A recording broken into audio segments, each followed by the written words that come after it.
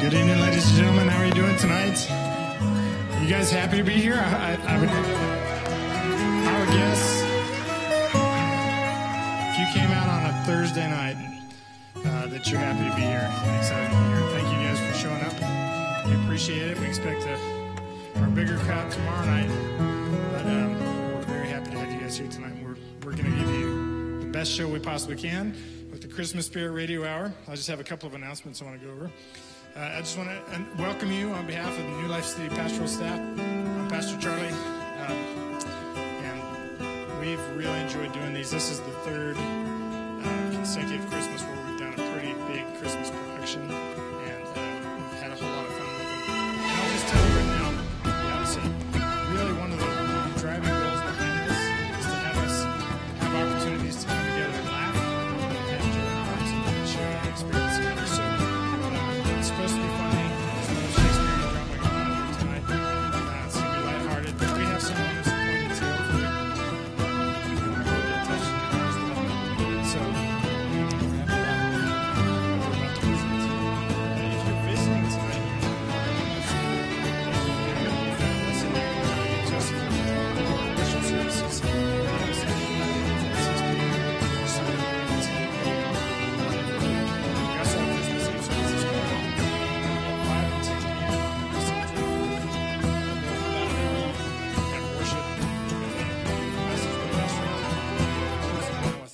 Candlelight service, which is really beautiful if you've never experienced that, and we want you to be a part of that, so join us for that.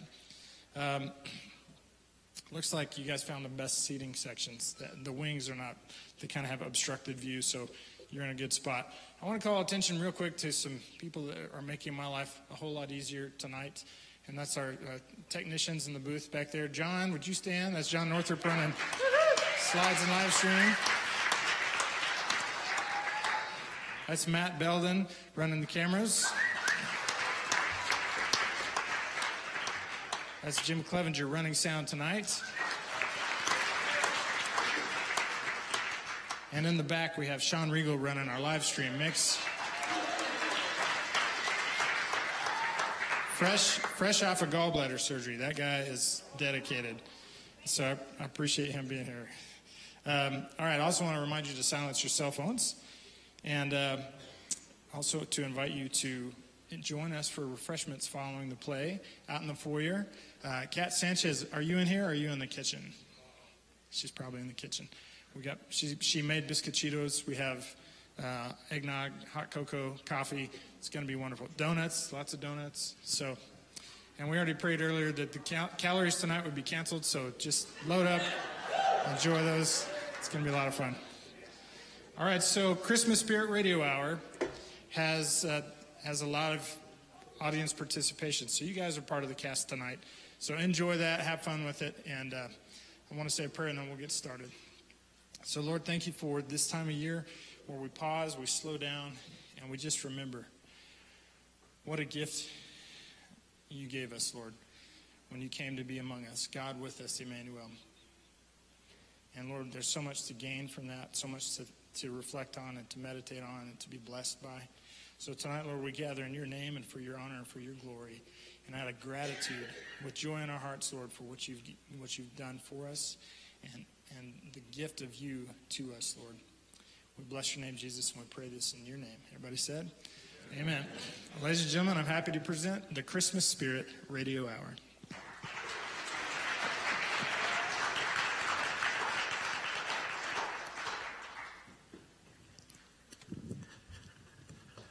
Well, good evening, ladies and gentlemen, boys and girls, and welcome to the Christmas Spirit Radio Hour. I'm Jack Foster, and I'm here to help you out. Now, have any of you ever attended a live radio broadcast before? No? Oh, come on. Well, I'm glad that you're here tonight. And for those of you that haven't, I'm going to tell you what you need to know. Before we begin the broadcast, though, let me introduce to you Victor. Victor has an important role because he gives you the audience response with his cue cards. We want to practice that with you tonight. So, let's go. Just do what the cards say. Did you know that in ninth grade, I was a school spelling bee's first runner-up. Good job, yeah. Thank you very much, I lost on the word tendency, but since then, I haven't shown the tendency to misspell it. There you go. Good job. But seriously, folks, it looks like I may not make it home for Christmas tonight. I know. I only say that because my home is in the North Pole, and there are only outgoing flights from the North Pole on Christmas Eve. Yeah. But you know what? We're going to have a real comedian coming out later, and we have some special cue cards to go with his routine. So here's an example. The town I grew up in was so small. How small was it? My phone number was 7. My house was the one on the right. There you go. I plugged in the toaster, and we had a citywide power outage. Very funny, Jack, but let's get on with the show. I know. Okay. So, well, you get the idea. You're a great crowd, folks. Thank you very much. But now let me introduce to you the program's producer. She's a hard worker and keeps this show running as smooth as Santa's workshop. Let's welcome Charlotte Webb McClellan! Hello, everyone. We're so glad you joined us tonight. Merry Christmas. Merry... Oh, it's okay. You can say Merry Christmas around here. Let's try that again. Yeah. Merry Christmas! Merry Christmas! Wonderful. So as Jack told you, I'm Charlotte, and I produce the program. I basically hang out backstage, make sure the cast and crew stay on track to present this wonderful program. I pretty much just do a lot of talking into this headset mic that only Jack, our host Roger, and the cast and crew can hear through the in-ear monitors. But enough about me. I'd like to thank our program sponsor, Christmas Spirit Eggnog, for 70 years of making this program possible. In fact, I believe the CEO of Christmas Spirit Eggnog will be here tonight. Is he here yet? I haven't seen him yet. Well, he'll turn up, I'm sure. We're going to get started momentarily, so just sit back, relax, and prepare to enjoy yourselves. I love your ugly sweater for the contest today. Excuse me? My grandmother knitted this for me. It's not ugly. Is it? Do you think it's ugly? Maybe it's time to go check in with the band. So what'd you find out? Right. Really? Well, how much will it cost us? That's just absurd. I'm not paying that much to get out of a contract. Plus, can you imagine the publicity nightmare we'll have for pulling our sponsorship from this program? My grandfather would turn over in his grave. Families just don't gather around the radio like they used to back when he first made the deal 100,000 years ago. I know.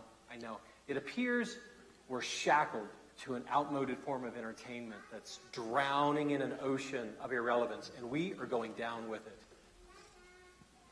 Well, thank you. I thought that was poetic, too. I am creative, you know, and I'm using that creativity tonight. I'm going to make a mess of this show to get us out of this mess of a show. Yeah, you're right. That line wasn't as good. But, hey, who knows? Maybe the show will be awful and just get canceled on its own. All right, I got to go. Hi, I'm Jack Foster. How are you? Fine, thank you. Nice to meet you. Nice to meet you, too. I'm so happy that you're here. The pleasure is all mine. Christmas Spirit Eggnog is happy to be a part of spreading the Christmas spirit. So, by the way, I've got a performer for your show tonight. Maybe you just can find a place to insert his act. Okay. I'll talk with Charlotte about it later, but first, do you want to have a seat in the audience? We can have that guy move. You can sit by his lovely daughter. Actually, I think I'll just sit in the backstage and see how the magic happens. Okay, no worries. Thank you. Make yourself at home. All right, folks, just a little etiquette. Please silence your cell phones and keep your eye on your youngsters. Keep the aisles clear. In just a moment, you will see the on-air sign come on, and that means we are broadcasting live across the country. Okay, Jack, you ready? Sure am. Three Kings Trio, are you ready? We're ready, Charlotte. Sound effects team? Roger, stand by for intro. Audience, are you ready? Victor, you ready? Well, give me a sign.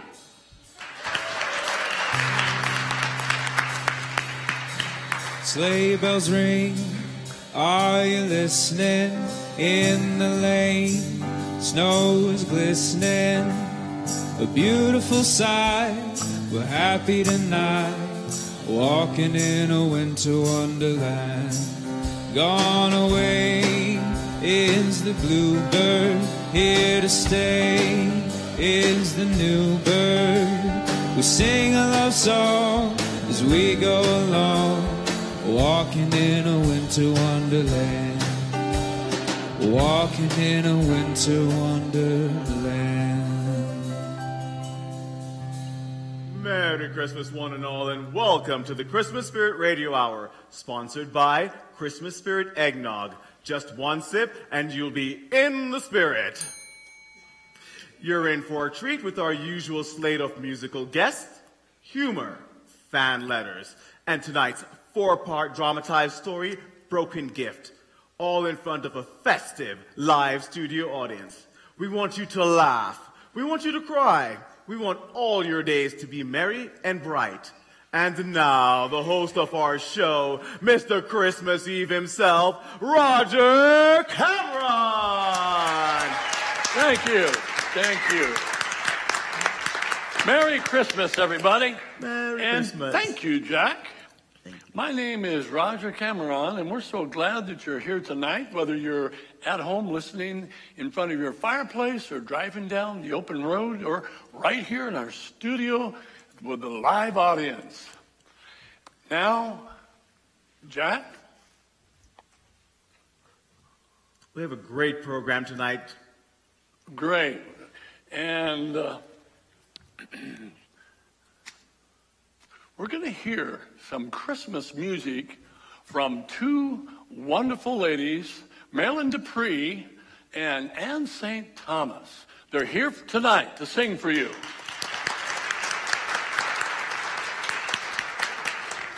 Oh, and we're going to hear from a very funny comedian. Rudy Randolph is in the house.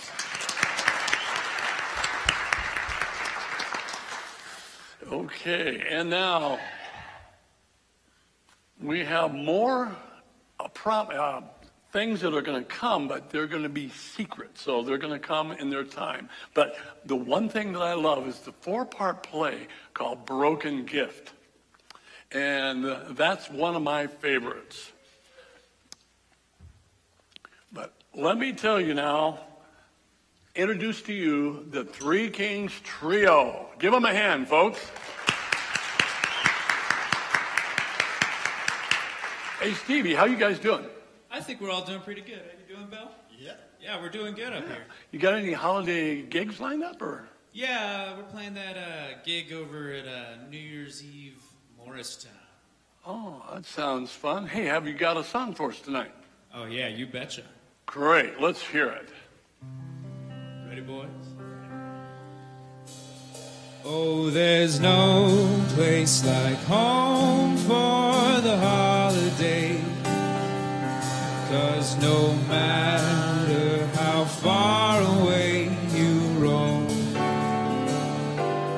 when you pine for the sunshine of a friendly gaze, for the holidays you can't beat home sweet home. I met a man who lives in Tennessee. He was headed for Pennsylvania and some homemade pumpkin pie. From Pennsylvania, folks are traveling down Dixie's sunny shore. From Atlantic to Pacific, gee, the traffic is terrific. Oh, there's no place like home for the holidays, no matter how far away you roam. If you want to be happy in a million ways, for the holidays you can't be beat home, sweet home. For the holidays. For the holidays, you can't beat home, sweet home. Thank you, Three Kings Trio. Give 'em another hand, folks. Come on.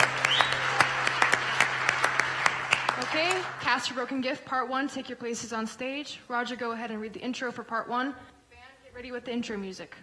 Okay, now, ladies and gentlemen, Part 1 of our 4-part story, Christmas story called Broken Gift. It was the night before Christmas in the Harris household. Mr. Harris and Mrs. Harris had gone into their son Stevie's room to tuck him in and tell him good night.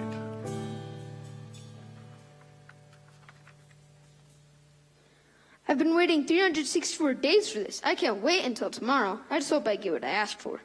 We know you're excited, Stevie. I'll be even more excited if I win my bet. What bet, son? I bet Jamie Hartwell that I'd get more electronic devices than him. The Harrises were a well-to-do family that lived in an upper-middle-class neighborhood in suburbia. Mr. and Mrs. Harris both had good-paying jobs and tried to give Stevie a good life.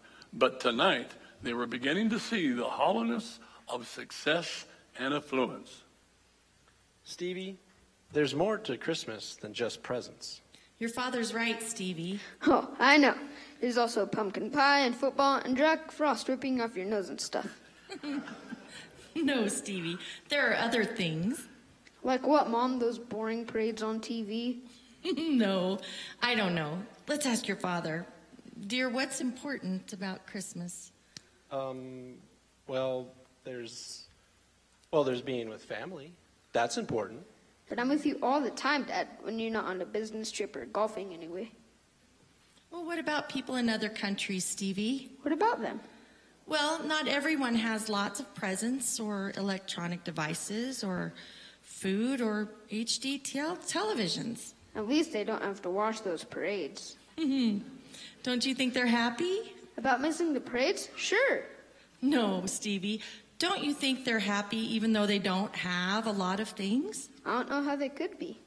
Mrs. Harris gave Mr. Harris a look that said, "Get in the game, Dad. I need some help here."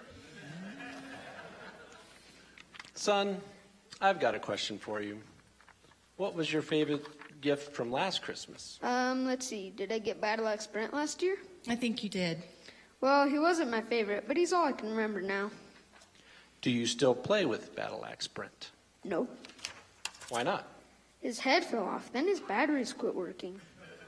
You see, gifts don't last. I know, Dad. That's why we have Christmas every year. Christmas should be a time of compassion, a time to think of others who are less fortunate than ourselves. I'd be glad to give Battle Axe Brent to some poor kid like Toby Benjamin. I'm getting new stuff tomorrow anyway. Mrs. Harris, mildly irritated, saw this conversation was not accomplishing all she had hoped. Why don't you go brush your teeth, Stevie? Sure, Mom. Stevie went off to brush his teeth. And Mr. and Mrs. Harris were left to wonder how their son had become so materialistic. Is this our fault? Well, we've just tried to show him love. I just don't know if toys and gifts are the best way to do it, though. I haven't been to church since I was a little girl, but maybe we should be more religious? It couldn't hurt. Mr. Harris was a little surprised and uncertain about that suggestion. I don't know about that. But what I do know is I'm tired of him waking us up at 5 a.m. and dragging us out of bed every Christmas morning. Maybe we should keep him up late so that we can sleep in a little bit. That's not a bad idea. I think I have some of my childhood storybook books in a box in the garage. I can read them to him, so I'll go get them. Sounds good. As Mrs. Harris headed off to find the storybooks, Stevie returned to his bedroom. I scrubbed the tombstones, Dad. Want to check? Stevie flashed a sparkling grin. Good job, son. Hop into bed and get comfy. I'm tracking. If you pop, the sooner I get to bed, the sooner I can wake up. You taught me that, Dad. Oh, that was me? Okay, well, we're going to try something special this year. Really? Great. What is it? We thought it would be nice to read you some bedtime stories. Stevie gave Mr. Harris a skeptical look. Why? Well, it's part of spending time together. I guess it's okay, but I'm pretty tired. Would you like some coffee? Yeah! Well, maybe that's going a little overboard. Besides, you just brushed your teeth. Aw, man. Hey, Dad, Mom's going to read those stories, right? You don't think I'm up to the task? No, it's not that, Dad. I just know you got a lot of assembling to do. Know what I mean? Stevie gave a knowing wink. Yes, I know what you mean, son. Mr. Harris paused for a moment, then decided to take the conversation in a different direction. Hey, son, have you ever tried to talk to, the big guy? Every year, Dad, I sent him a letter 5 weeks ago. You got to get your wish list out early in case there's a supply shortage up in the workshop. Do you think he got it in time? At that moment, Mrs. Harris returned with a stack of books in her hands. I found some books your grandpa used to read to me. Let's do this then. You're free to go, Dad. Stevie gave another knowing wink. Right, thanks, Stevie. Will Stevie learn the true meaning of Christmas? For that matter, will Mr. and Mrs. Harris learn the true meaning of Christmas? Will the plan to keep Stevie up late pay off? Find out in part 2 of Broken Gift.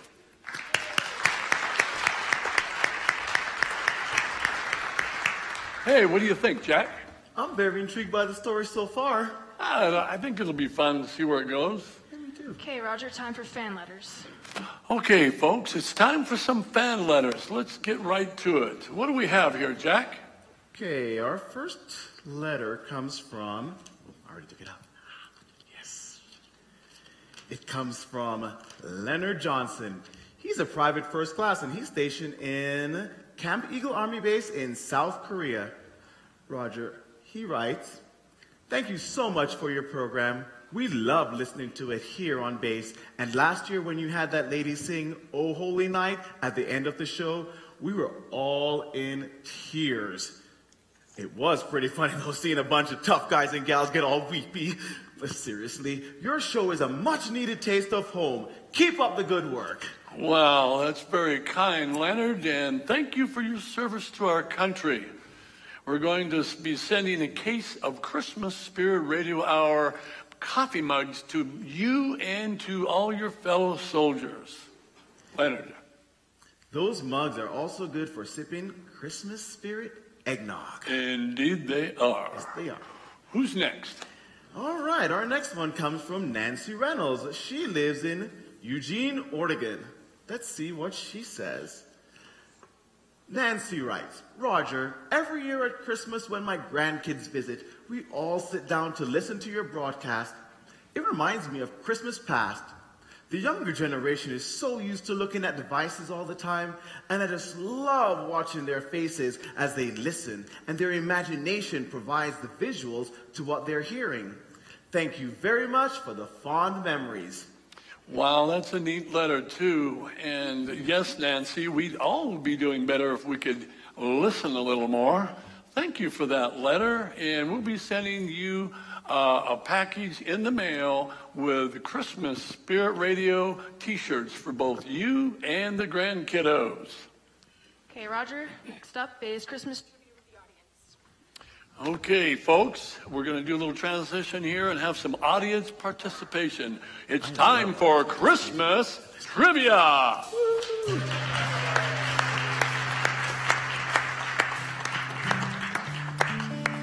Well, this is how we do Christmas Trivia. First of all, Jack goes out into the audience, the live audience. I'm glad you're alive. And he's going to ask some trivia questions. And if you get the questions right, you win a prize. And if you're listening at home, give yourself some Christmas Spirit eggnog if you get the answers right.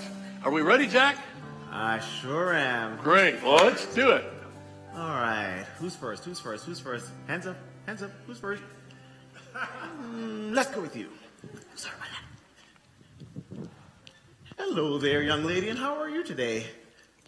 Yes, you. Good, how are you? I am well, thank you. What's your name? Aubriana. Aubriana, where are you from? You can tell me wherever you're from. It's okay. Albuquerque. Albuquerque. How long have you been here in Albuquerque? Since I was born. Since you were... That was a long time ago, wasn't it? Oh my gosh. Okay, well, I'm going to ask you a quick question. You think you can answer for me? Yes. All right, awesome. Okay, who is your favorite reindeer? Do you know that? Rudolph. Rudolph? Sorry, that wasn't the right answer. I'm just kidding, I'm just kidding. Aubriana, you're too nice of a person. I'm not going to do it. But the correct answer was Blitzen. All right. But it's okay. So here is your trivia question for tonight. You ready? Yep. You sure? Yep. You double sure? Yes. All right. Good, good. I love when you play well along. Okay, what Christmas beverage is also known as milk punch? Eggnog? Have you been reading my cards? I think you read my cards. Okay, what's the best brand of eggnog? You got a toy already. I think she's trying to help me over there. Daddy's trying to help me. Christmas spirit. Christmas spirit eggnog. Congratulations. Nice. Yeah. You already gave her the prize. You're just so kind, aren't you? She works so hard for these people, I'm telling you. Awesome. Okay, can I pick on you, sir? Would you like to be the next one? Okay, cool. So tell me, sir, what is your name and how long have you been here? Phil, and I've been here since 7 o'clock. Since 7 o'clock? Aren't you the lucky one? I've been here since, 5:30, I think? Oh, my God.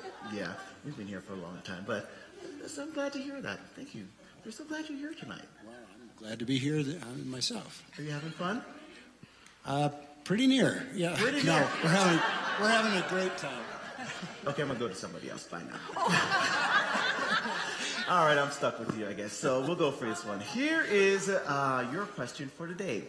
What is the best Christmas gift you ever got? A lead soldier set. A lead soldier set? Yeah. When was that? Oh, I was about 6. Now we know why you're not having so much fun. Yeah. Did you taste that lead? Don't do that. Okay. But what Bing Crosby, do you remember him? Yes. Awesome. That's why I chose him. So, what Bing Crosby song is the best single ever? I'm going to take a wild guess. White Christmas? White Christmas. Way to go. Yeah. Your wild guess was correct, sir. Thank you, Bill. Thank you for playing. Woo-hoo. Enjoy your double crisp Pringles. Nice. Enjoy. I'll have them with some Christmas spirit eggnog. There you go. And that's what we're talking about. Have fun. Okay, Awesome. time for one more, Jack. Just one more? Oh, come on. I wanted to have so much fun. Okay, let's go over here. Let's go over there. Come on, let's go. Let's go over here. We just started over here. All right, let's try this one. Yeah. Bye-bye. How are you? Who are you? I'm Bianca. Bianca, good to meet you. Good to meet you too. And where are you from? From Albuquerque. Wait, you know him over there? Yeah, we're basically neighbors. Oh, Small world. I know. I knew I should have taken a left there. Right? Okay. So, in Albuquerque, have you ever witnessed or experienced a white Christmas? I think at some point, and then by 12 o'clock in the afternoon. Okay, that's a little bit too much. Okay. I'm like, let's move on here. So, where's the most beautiful place you've ever spent Christmas? Quick answer. New York. You didn't say Albuquerque. How come? I don't know. Oh, man, I'm telling you. No loyalty. All right, now here's your question for tonight. In Charles Dickens, you know him? I do. Okay, good. He wrote a story called A Christmas Carol. Yeah. You know that one? I do. Sweet. Now, what was the name of the man who worked for Mr. Scrooge? I got a hint for you. Do you need it? Yeah. Oh, okay. His son was Tiny Tim. Well, I knew Tiny Tim. I didn't know the guy. You didn't read the whole thing, did you? Just spark noted it. Oh, okay. Yeah. The state of our education system today. But love you. Okay. His name was Bob Cratchit. I'm going to give you a gift anyway. Here, Mobicle. All right, let's give our contestants a big hand. Come on now.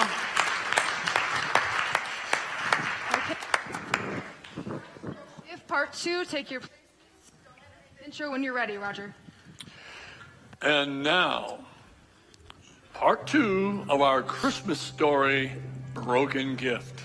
When we left off, Mr. and Mrs. Harris decided to read stories to Stevie to keep him awake longer in order to get him to sleep later on Christmas morning. Mrs. Harris pulled up a chair next to Stevie's bed, picked up a book and blew the dust off the cover, and turned to a story she remembered from childhood. This is a story called Chipper Glenn the Chimney Sweep. What's a chimney sweep? Well, they were people who lived many years ago in England and other places, and they made their living by cleaning other people's chimneys. Cool, I want to do that. Actually, it wasn't a great job. They were poor and filthy, and they had to crawl up and down chimneys all day. Sounds great, except for the being poor part. Okay, son, let's get started. Long ago in London cold, when curls of smoke climbed tall and bold, brick chimney columns strong and brown called as a beacon to the town for citizens who were well-to-do to warm themselves beneath the flue. Mom? Yes? Could you fill me in on what just happened here? Sure. The rich people in London had fireplaces to keep them warm. Okay, I follow you. Wow, you should write books, Mom. Thank you. Sure, go ahead. But those who had no warmth at home felt winter's ache down to the bone. Some begged on corners, worked odd jobs. Some polished shoes or brass doorknobs. But of these, one man stood apart. The cold had crept into his heart. A deep love lost, or so it seemed, had quenched the flames that once were dreams. A mountain range of ash and coal had long since covered up his soul. The man who stood atop this heap was Chipper Glenn, the chimney sweep. There's a lot of rhyming in London. And on the corner, broom in hand, Chipper hailed a wealthy man. Beg pardon, Governor, says me, and shall I sweep your chimney? Not sure, my lad. That could be nice. But can you also chase off mice? I am a man beneath this hat. Seems you mistake me for a cat. But if your chimney is in need, I am the chap to do the deed. Afraid not today, nor on the morrow. But I have got 6 pence you can borrow. A welfare loan I'd rather burn. I will not take what I can earn. The rich man shrugged and walked away. Two ladies came and heard Chip say, Spare me, dames, a tick or two. Is there a job you'd have me do? He speaks to us. I think he does. The foulest man who ever was. Well, I'm not foul. One called me sweet. I'd even sweep you off your feet. I'm not a vagrant, don't you see? I want to sweep your chimney. Into our house you'll not set foot. You'd soon mark up our floor with soot. As off they went, noses in air, a nun approached to offer care. God rest ye, merry gentlemen. Let nothing you dismay. My bones will someday find their rest, then God can have his way. Do you not know that all good things are sent from up above? I haven't had a good thing since I've lost my only love. There's no doubt she was a gift from God. I'll warrant that. Why give a gift if it is only to be taken back?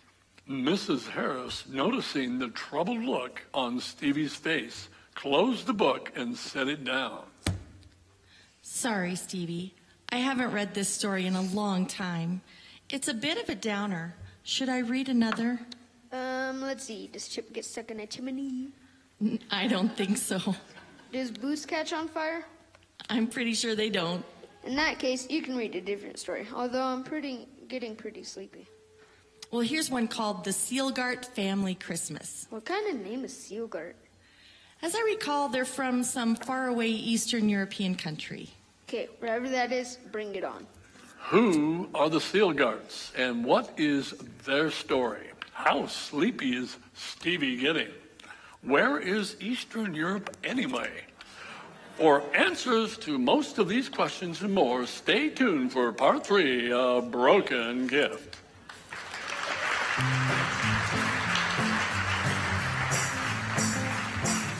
Okay, actors for the eggnog commercial, take your places. Read the commercial copy, Roger. Okay, folks, it's time for a word from our sponsor, Christmas Spirit Eggnog. Take it away. Hey, Mom, we cleaned rooms like you asked. Son, did you clean up after the dog?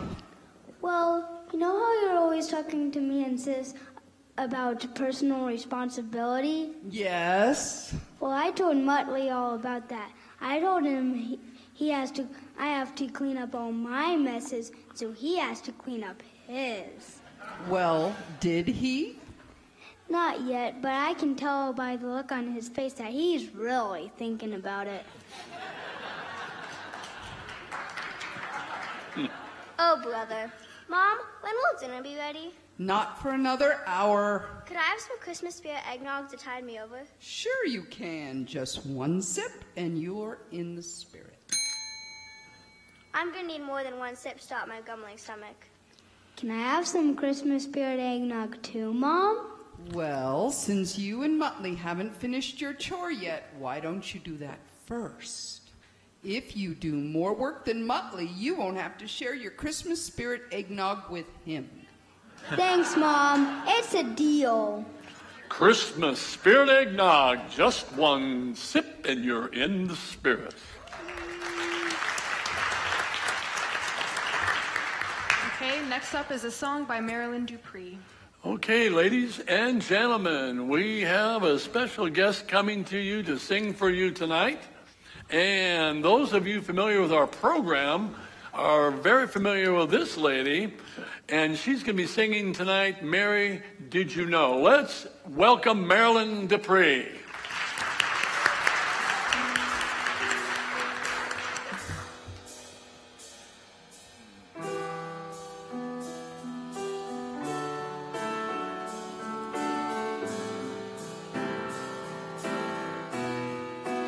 Mary, did you know that your baby boy would one day walk on water? Mary, did you know that your baby boy would save our sons and daughters?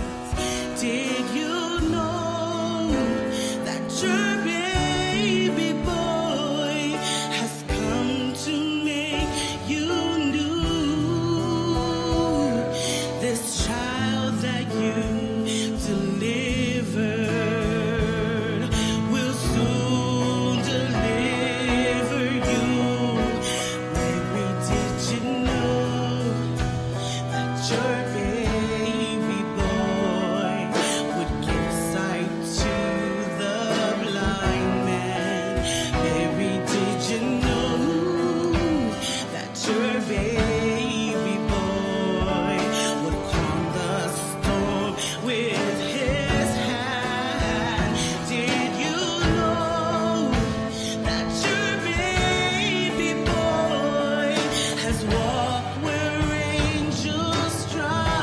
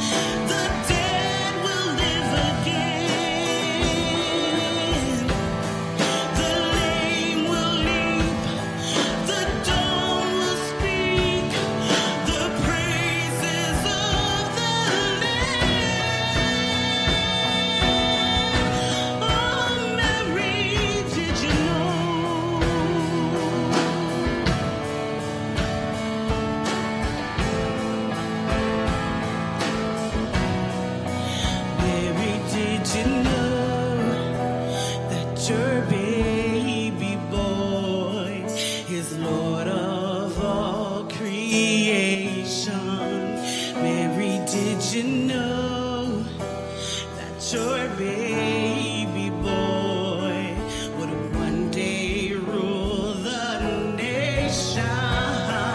Did you know that your baby boy is heaven's perfect lamb? And the sleeping child you're holding is the great I am. Ooh,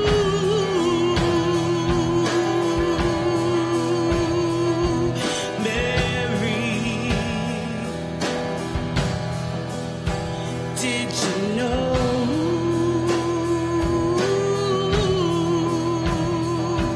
Oh, Mary, did you know?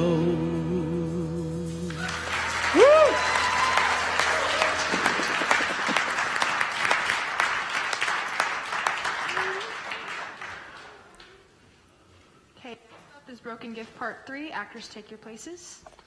Thank you, Marilyn. That was lovely. Wasn't it, Jack? It sure was. I really do love that song. Oh, I do too. That's good stuff. By the way, Jack, what are you doing for Christmas? I'll be with my family in Christmas, Montana this year. Have you heard about it? It's pretty peaceful. Yeah. We're doing a ski trip and staying at a cabin in the mountains. It's going to be very nice. You'll have plenty of Christmas spirit eggnog on hand. Absolutely. My mother keeps our refrigerator stocked with that stuff.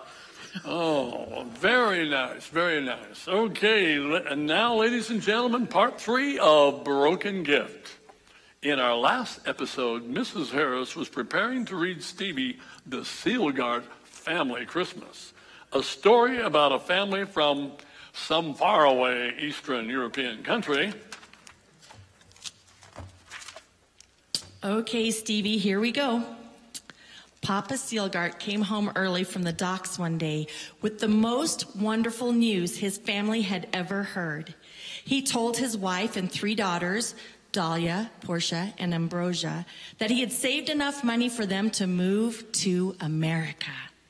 Uncle Peter sent a letter promising to help them find a place to live, and he said he could also help Papa find a job at the shipyards. The girls were so excited, they woke Grandmama, who had been fast asleep on the couch. "We will be in America by Christmas time," they said with glee. Were they planning to take Grandma with them? I'm pretty sure they were. I guess they have to now since they told her the news and everything. That would only be right. I'm getting a little tired, Mom. Stay with me, Stevie. Let's keep going. The Sealgards could not afford plane tickets, but the girls were quite happy to travel by sea. Papa, Mama, and Grandmama did not mind either. Within a few weeks, they were settled into their small home as they prepared to celebrate Christmas.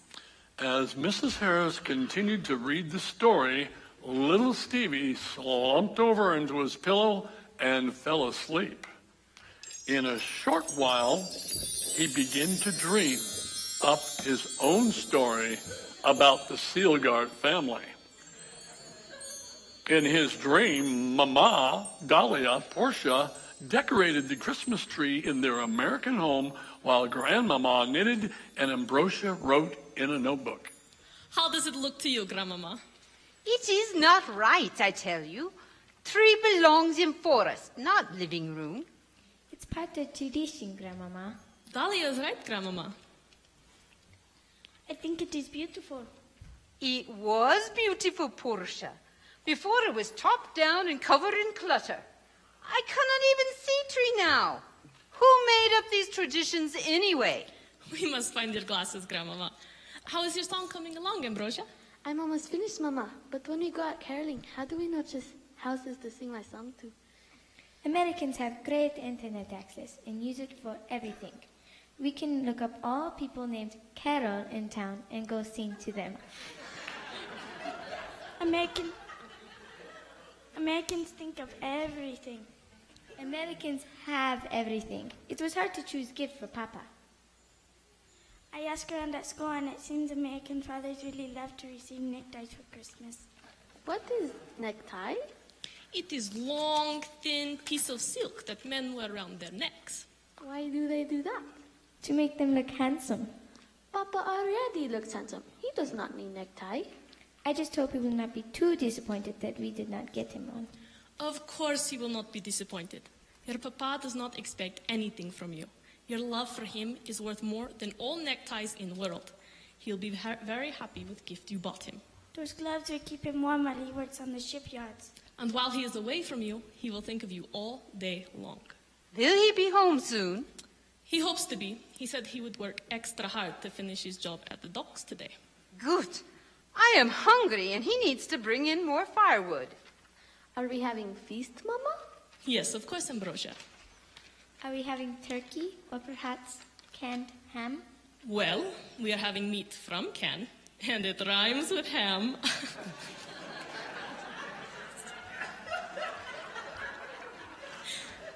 Will there be extra portions tonight?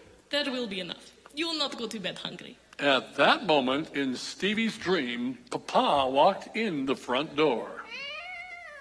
He carried a gift bag in one arm and firewood in the other. The girls excitedly ran to greet him.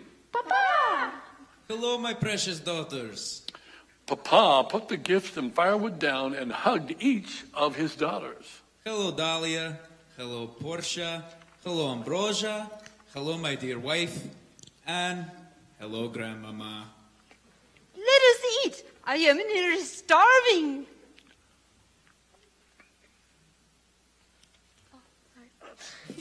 But wait, everyone. I have just finished my song. And what song is that, Ambrosia? She has been working hard all day to write American Christmas song. It was actually quite simple. I just took all the words I liked out of other Christmas songs. Well then, it cannot wait. Let us hear it at once. Ambrosia opened her notebook, cleared her throat, and began to sing. Hark the roasted chestnut sing, silver bells are jingling, wassail, tannenbaum, cheer, nipping at a red-nosed deer. We three kings are riding sleighs through the bright and merry days. Do you hear that distant drum? Two turtle doves, pa-rum-pum-pum. Bright star on a silent night, blue Christmas snow, how about just white? As Ambrosia finished her song, the family broke out in applause. Except for Grandmama. Did you not like it, Grandmama? It was nice. I have no idea what it means, but it was nice. Can we eat now? Almost, Grandmama. It will be ready in a little while. I'll go finish up now. Can we go play with Portia's new Battle Axe Brent toy, Papa? What is Battle Axe Brent? It is a toy, Papa. And where did you get the toy? A nice rich boy from school gave it to me. It is beautiful. Would you like to see it? Portia, how can you say it is beautiful? It does not even have head. What happened to his head? I don't know. It was missing when he gave it to me. Maybe Battle Axe Brent had accident. Mama, our daughter made American-style joke. It's very funny. There is nothing funny about a toy with no head. Suddenly, the Sealguard family was startled by a loud thumping noise coming from the chimney.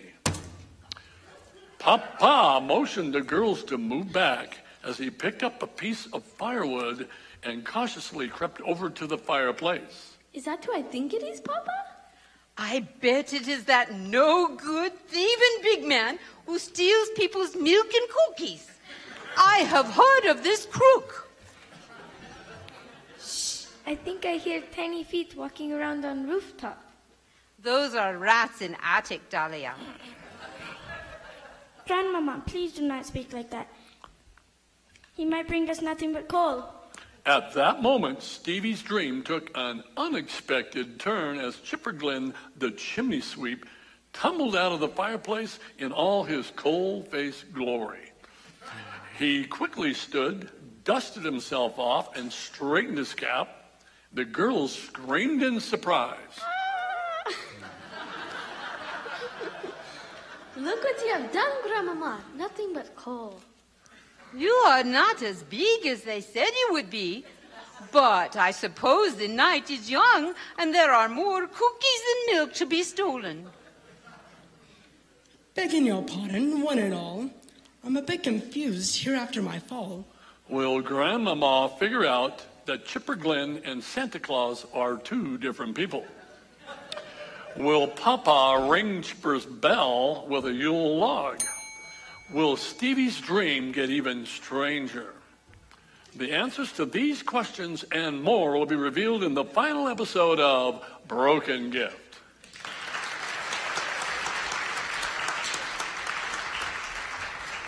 What do you think, Jack? I'm really excited. I can't wait to see how it comes out. Well, me either. I can't wait either. Hey, Three Kings Trio, how about some music?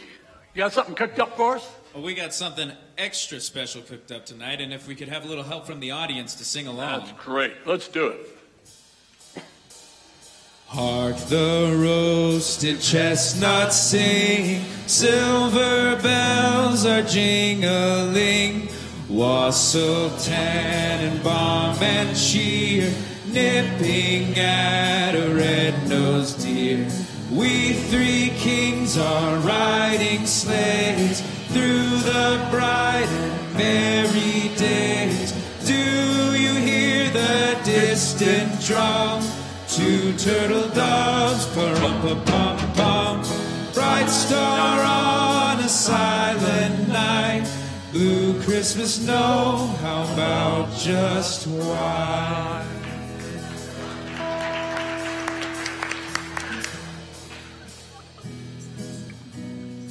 Hello? Yeah, it's not good. I've been watching the show and hoping for it to be awful, but it's actually pretty quality entertainment. I'm afraid this show's just not going to get canceled on its own. If this show's going to fail, I'm just going to have to help it fail. Well, yeah, I meant that to sound sinister. No one's actually losing their heads tonight. Well, except for Battle Axe Brent. He already lost his. But let's see what kind of havoc I can create by adding a few new audience prompt cards, a song rewrite with a detuned guitar, and a box of bees. Well, your mom sounds ridiculous. Look, I got to get to work. Well, thanks, Three Kings Trio. That was swell. Okay, Roger, let's bring out Anne St. Thomas to sing Rudolph.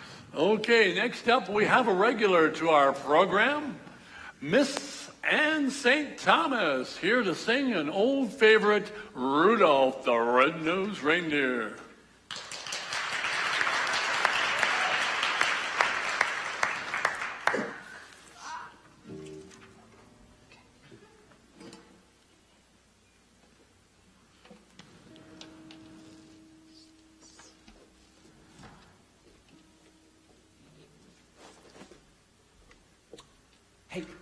I got some musical changes for you here, guys. Last minute musical changes from Charlotte. Jack, why is Mr. Donner talking to the band? What is he doing? Well, I told him to make himself at home, so yeah, that's what he's doing.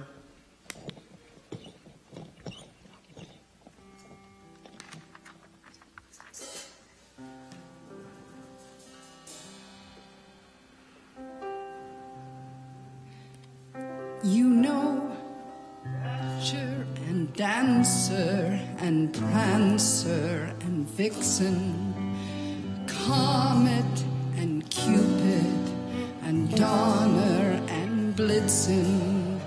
But do you recall the most famous reindeer of all?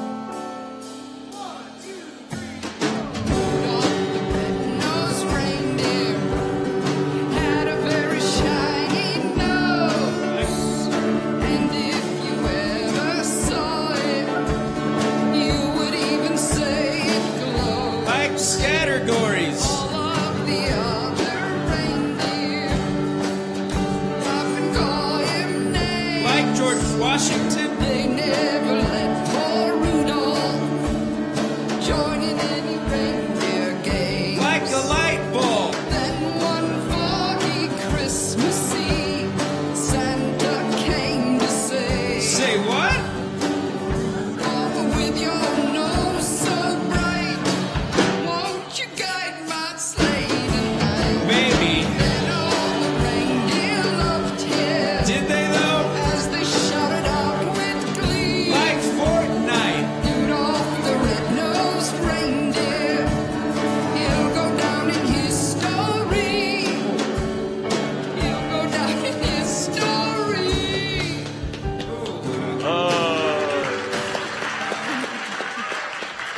Thank you, Ann. That was Help him, Jack. that was really Innovative tuning? Did Ambrosia help you with that? Victor, put up the... Here, let me help you. Okay, Roger, just bring out the comedian. Hey, we're just goofing around, folks, in order to present to you our next guest. Good thinking, Roger. And our next guest is another funny Rudy Randolph. Let's give him a hand. What is going on? Is that for me? I guess it sounds like some of you have heard my act before. I got some jokes for you. I was building a snowman, and I had the carrot for the nose and the coal buttons and eyes and the hat and everything. And so when I put the hat on, he came to life just like Frosty. And the first thing that he says to me, he says, "Why does it smell like carrots?" Okay, carrots. Well, anyway, so I take him inside because he says he's hungry, and I pour him a bowl of Ice Krispies. It's like Rice Krispies. All right, well, I got a bunch like this, but it just kind of snowballs from here. Okay? Snowball. I think it's funny.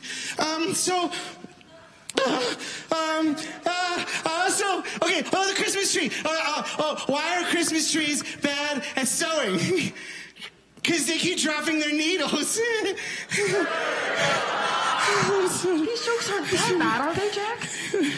I think it's funny, and my mom always laughs, and I got booed last year, and I got to talk to Charlie 2 years in a row.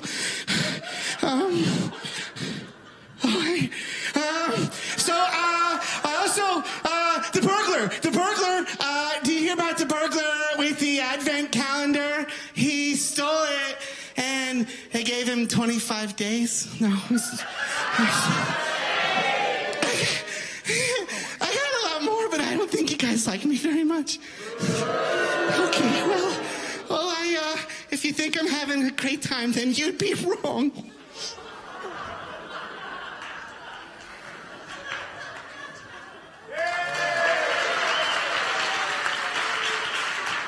Wow, this crowd has a low tolerance for dad jokes. I don't know what just happened, but try and clean it up, guys. Okay, folks, it's okay. Sometimes things don't go the way we want them to go, but we just need to remember to treat people with kindness and respect. Isn't that right, Jack? That's right, Roger. And Rudy's not the first Rudolph that's been laughed at and called names. But I hope he catches a break soon. Okay, Roger, it's time for the pain cream commercial. Go ahead and read that copy. Okay, and now a word from one of our sponsors, Dr. Otis Pain Relief Cream. Sometimes arthritis pain can feel a lot like...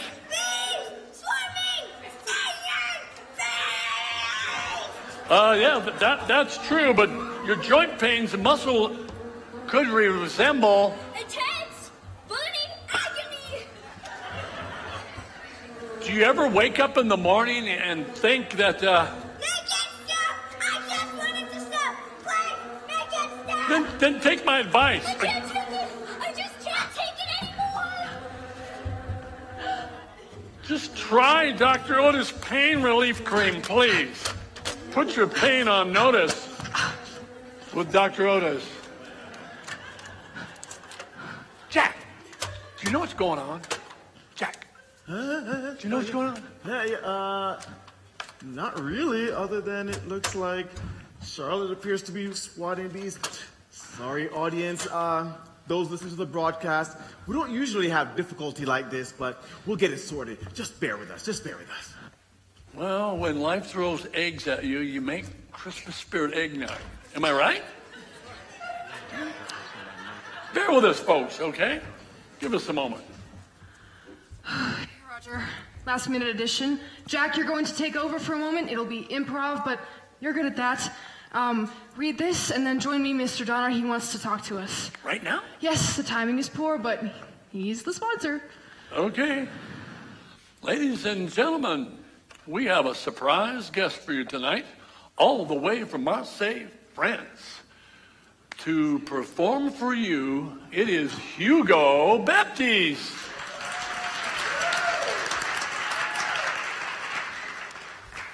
Okay, Mr. Donner, what's all this about? Well, I just wanted to discuss our contract. Well, we're right in the middle of a live broadcast. Yeah. Not to worry. It'll only take a minute, and Hugo Baptiste there can keep the audience entertained while we talk. Right. About that. You brought a mime to a radio broadcast? Have you ever heard a mime on the radio? Have you ever heard of a mime, period? Okay. This is interesting. For those of you listening at home, we have a first for you tonight. We have a mime on stage. The art of mime may not be appreciated through the radio, but I'm going to talk you through it, okay? Now the mime is on stage. White face paint, black eyebrows. Yeah, he's got a beret on, a stripy shirt. And it appears that he's in a box. Yes, he's in a box. Oh, yeah. Not a real box. But the mime is making it look like a real box. It's a real invisible box. Okay. Good news. The mime is out of the box now, and he's tugging on a rope? Oh, no, it's an invisible rope, but, it's an imaginary one, but it's hard to say what's at the end of the rope since that's invisible too. So never mind that. There's a new clause in our agreement. You see, market research reveals that our customers really don't want to hear about Jesus. Makes them squeamish. Like your eggnog? Whoa, easy, Charlotte. Easy. So what are you saying, Mr. Donner? Look, I'll make it simple for you. If you mention Jesus in your broadcast, we'll be forced to terminate our sponsorship agreement. You can't do that. That's not in the original contract. Well, you can take us to court if you'd like. Maybe one of your actors can pretend to be a lawyer, but you're just not going to win. I'm sorry, this is the way the world is. Well, you're going to have to excuse Charlotte and I because we need to talk this over. Of course. My lawyer will be listening to your decision over the airwaves, and I'm just going to leave. Farewell. Toodles. Well, it comes down to this. The people that are paying for our Christmas program, they don't want us to mention the Christ child. Sounds ridiculous when you say it out loud. Well, it is ridiculous. This is a proverbial sellout moment. For us, it's a trial by fire. So do we obey the wishes of our sponsor and get rid of Jesus, or do we cast our fate to the wind and see where we end up? Well, losing our sponsor means that we won't be able to fund our program and we won't be able to pay our cast and crew. But on the other hand, celebrating Christmas without Jesus, well, that's like celebrating the Independence Day without any articles of independence. I'm with you, but they didn't have room for Jesus in the end, but we won't turn our back on him. Great. Well, then, let's do this. Thank you, Garcon. We've heard enough from you. Jack, show him the door. Yeah, that's... Not that one. This way.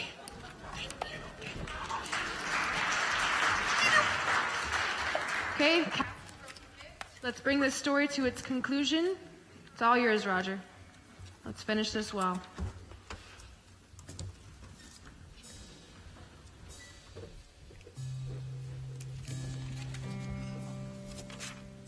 And now the fourth and final part of Broken Gift. In the previous episode of Broken Gift, Mrs. Harris was trying to keep her son Stevie awake by reading him stories. But sleep overcame him, and the characters from the storybook are now showing up in his dreams. When we left our story, Chipper Glenn, the chimney sweep, had just emerged from Sealgart's family fireplace. St. Nicholas, how filthy you are. Excuse me, lass. Did you call me a saint? That is one thing I know I ain't. Who are you? Why have you come here? Do you mean to rob us? On Christmas Eve? Chipper Glynn, I knows my name, but know not how to you I came. Pray tell, is this here my homeland? On English soil do I now stand? You are in America. The rich folks say this country's sunny. One thing's sure, you do talk funny. Well, you seem harmless. But what do you want with us? We are just trying to celebrate Christmas as family. Are you here as tourist? Or do you work for Her Majesty's Secret Service, like in the movies? You ask as though I had a clue, but I'm just as lost as you. So everyone please hold your horses. I've been brought here by unseen forces. Okay, Agent Chipper. First of all, you need to stop rhyming like children's book of poetry. I don't know if I can, says I, but I sure will give it a try. Stop, or my son will pummel you with a log. Okay. Now, tell us everything you know about how you got here. 1 minute, I was talking with a nun on a street corner in London. The next minute, I'm tumbling into your house. I'm sorry to trouble you. I'll just be going now. But where will you go, Mr. Chipper? Back home, I guess. But England is on other side of Atlantic Ocean. This is a long journey to start on Christmas Eve. Why don't you stay and have dinner with us? So, we still plan to have dinner? I'm glad to know it. It's kind of you, but I don't have any money, Mom. You don't need to pay for your meal. It is gift. No, sir. I don't deserve no gift. But no one deserves gift. It wouldn't be a gift if you deserved it. Please stay, Agent Chipper. You can tell us about your secret missions. Well, I must admit, the meat I smell has a mysterious but tempting aroma. Well, you must at least let me sweep your chimney. I think you cleaned it up pretty well when you fell through it. Will your family miss you tonight? No, I don't have one. Well then, you must stay. I insist.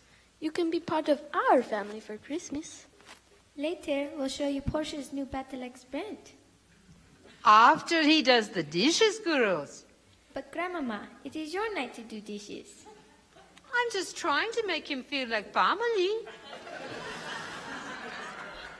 While Stevie dreamed of Chipper and the Sealgart family, Mrs. Harris noticed that he was sound asleep. Stevie. Wake up, Stevie.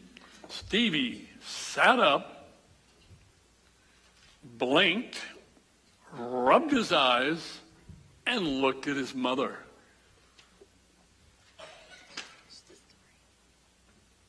Did you finish the story?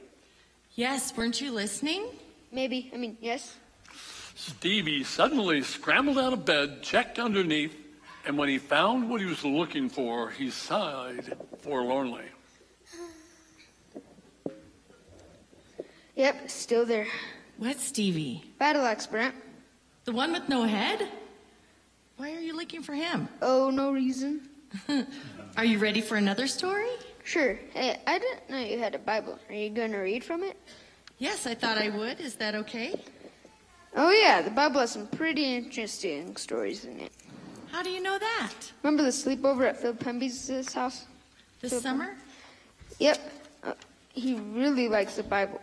He read me some stories from there. He read one about a man named Jesus who did all these amazing things, like bring dead people back to life and walk on water. But these really uptight guys got mad or jealous. I think they're called the parakeets. I don't think that's what they were called. Well, anyway, they ended up killing him to this big wooden cross by nailing him to this... Wait, sounds awful, huh? Have you ever read that story? Well, I have, son, and I heard it when I was about your age. I'd like to hear more about Jesus, actually. Did you know Christmas is about Jesus? Really? Here. What does Christmas have to do with Jesus? Well, let me read it to you. Mrs. Harris gently opened the Bible and turned to the Gospel of Luke, reading from the 2nd chapter. And it came to pass in those days that a decree went out from Caesar Augustus that all the world should be taxed. So all went to register in his own city. Joseph left from Nazareth with his wife Mary, who was with child, and they went to Bethlehem. So it was that while they were there, Mary brought forth her firstborn son and wrapped him in swaddling clothes and laid him in the manger, because there was no room for them in the inn. Now there were in the same country shepherds living out in the fields, keeping watch over their flock by night. Stevie fought to stay awake as he was really interested in hearing more about Jesus. But as Mrs. Harris read, sleep once again overtook him, and with sleep, more dreams. In this dream, Grandmama, Sealgart, and Chipper Glenn, dressed as shepherds, kept watch over Dahlia, Portia, and Ambrosia, dressed as sheep. They all sat under the stars in the fields around Bethlehem. It's cold tonight. I should be knitting sheep wool blanket right now. Chipper, why do you look so confused? I'm Chipper Glenn, the chimney sweep. How'd I end up watching sheep? You are rhyming again. Oops, sorry. Grandmama, could you give us bath?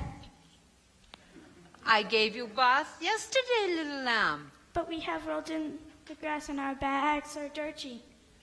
Then stop rolling in the grass. We had better leave Grandmama alone. She's in a bad mood. The sheep girls lowered their heads and slowly walked away. Now you've got them acting sheepish. At that moment in the dream, little Stevie ran up to Chipper and Grandmama dressed as an angel. Do not be afraid.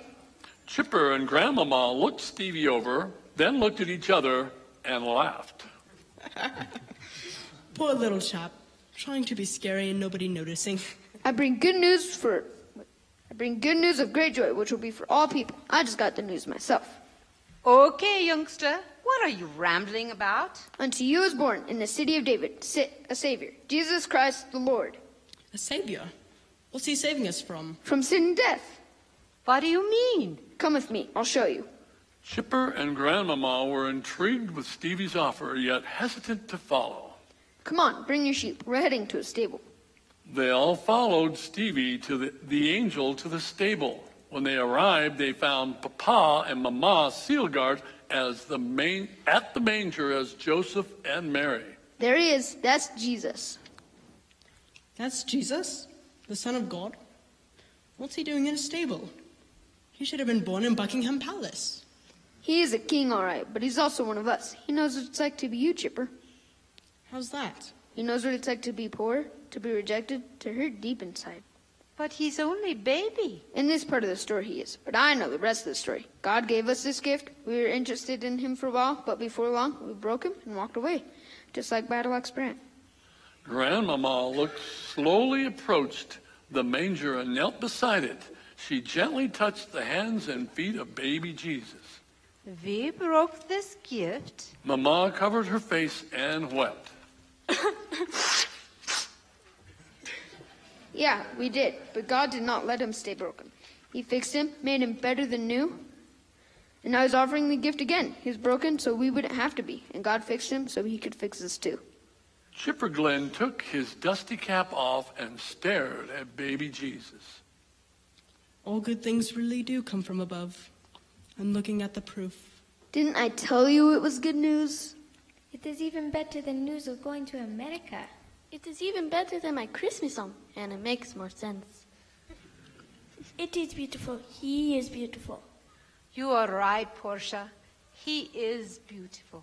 As Chipper and the Sealgart family looked lovingly at Jesus, Stevie Harris smiled at this wonderful nativity scene.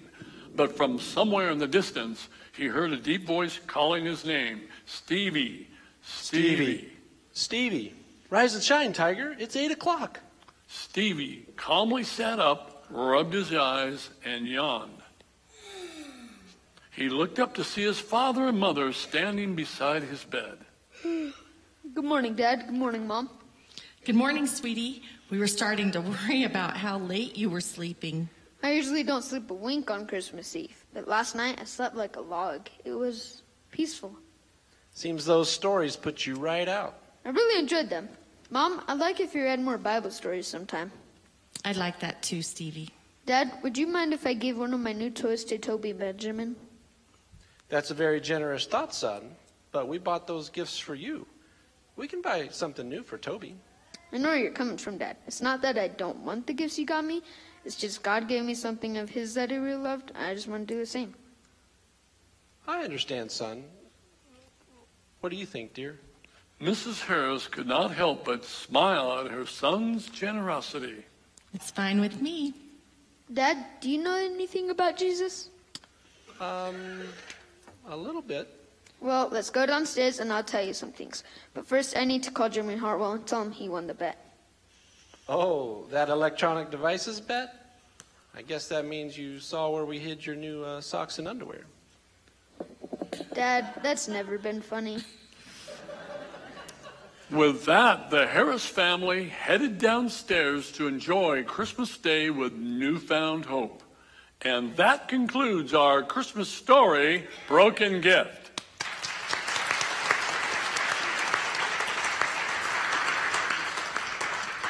Oh, well, that ended very beautifully, very beautifully. It sure did, Jack, and this may very well be the end to our beautiful program after 70 years of being on the air. Huh? Yeah, maybe we'll survive this financial crisis, but even if we don't, the joy and the promise and the hope that we have in Christmas, that will never die. You see, Christmas is not about eggnog, folks. Surprise. It's not about buying and selling. It's about giving and receiving. Oh, it's about, Christmas has always been about Jesus. Always. The Son of God. And though he was equal with God, he didn't cling to that. He became one of us. He came low. He bowed and kissed the earth and touched the leper and forgave the sinner and raised the dead. But he didn't come and riding on some war stallion. No, he came and he came on a donkey, a lowly donkey. He didn't come and sit on a throne as a king. Oh, no. He hung on a cross. And he died as a criminal for you and for me, for our sins. Oh, I know this, that Jesus Christ, the Father, he was laid in a tomb, wrapped up in clothes, grave clothes. And when they laid him in there, they sealed it with a rock. But God, that's what I wanted to say to you tonight. But God, on the third day, he opened that gift. He opened the gift, and he threw aside the wrapping, and he rolled the stone away, and he revealed to the world the perfect gift of Jesus Christ, our Savior. Oh, drink deeply of Jesus Christ and the Holy Spirit, people. And yep, one sip and you'll be in the Spirit. Merry Christmas, Jack. Merry Christmas, Roger. Merry Christmas, Charlotte. Merry Christmas, Roger. Merry Christmas, cast and crew. Merry Christmas, Roger. Merry Christmas, Three Kings Trio. Merry Christmas, Raj. And Merry Christmas, Sound Effects crew. And from all of us to all of you, Merry Christmas.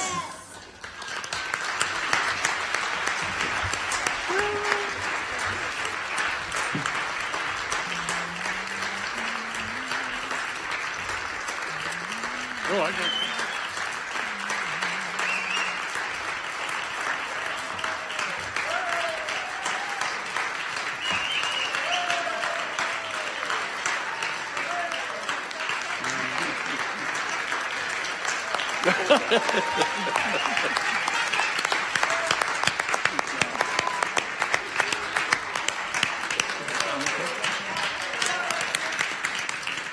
Wow. Thank you guys. I'm so proud of this cast and for the crew and how hard you guys worked.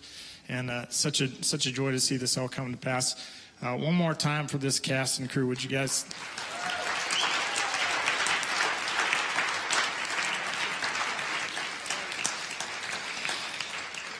These guys will be mingling in the eggnog after party. It's Creamland. It's not Christmas Spirit. That stuff will make you squeamish. So please hang out, get some refreshments, and visit with each other, bless each other in the name of the Lord. Thank you guys for coming.